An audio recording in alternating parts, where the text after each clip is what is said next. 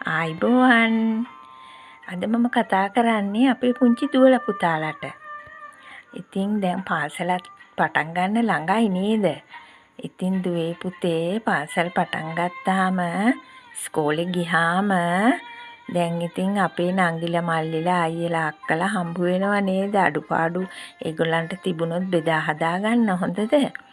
මොකද දැන් ලොකු ව්‍යසනයක් වුණානේ පහුගිය දවස්වල. මතකයිනේ නේද?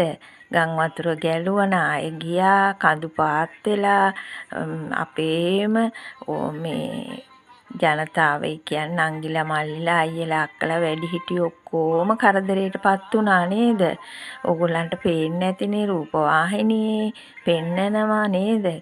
කෑම ටික බත් බත් පාර්සලේවත් ගිහින් දෙන්න විදිහක් නැති වුණානේ කොටු වෙලා ඉන්න අයට. ඒක නිසා අපි නිතරම අනිකාගේ දුක මෙනෙහි කරන්න ඕනේ, හිතන්න ඕනේ කොච්චර කරදරයක් වුණාද කියලා. ඉතින් දුවල පුතාලා හැම තිස්සෙම පින්දහම් කුසල් දහම් කරගන්න ඕනේ නොපමාව හොඳද? බුදුන් වඳින්න ඕනේ, මල් පූජා කරන්න ඕනේ. ඒ වගේම වැඩිහිටියන්ට ඇහුම්කන් දෙන්න ඕනේ. තේරුණාද?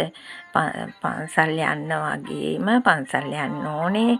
ඉස්කෝලේදී ගුරුවරුන්ට කීකරු වෙන්න ඕනේ.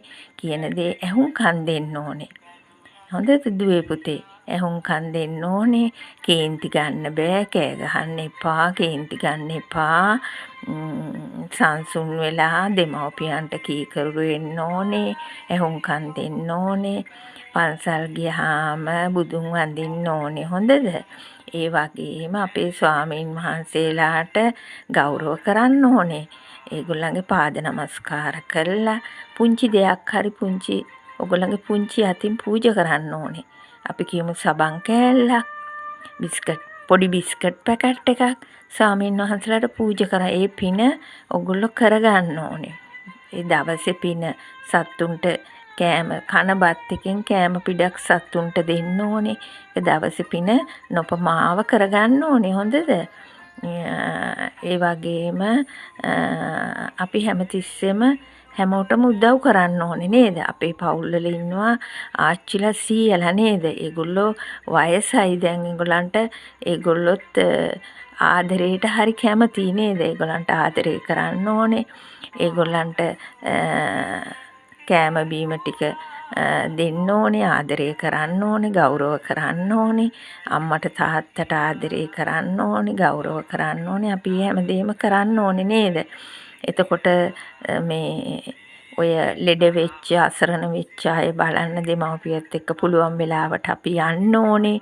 ගිහිල්ලා ඒගොල්ලන්ට කතා කරන්න අපිට හෙට ඒගොල්ලන්ට කතා කරන්න බැරි වෙන්න පුළුවන් නේද? කරදරේ වෙන්න පුළුවන්. ඒක නිසා අපි හැම වෙලේම ආදරය, කරුණාව, මෛත්‍රිය පතුරවන්න ඕනේ. සියලු සත්වයෝ සුවපත් වේවා.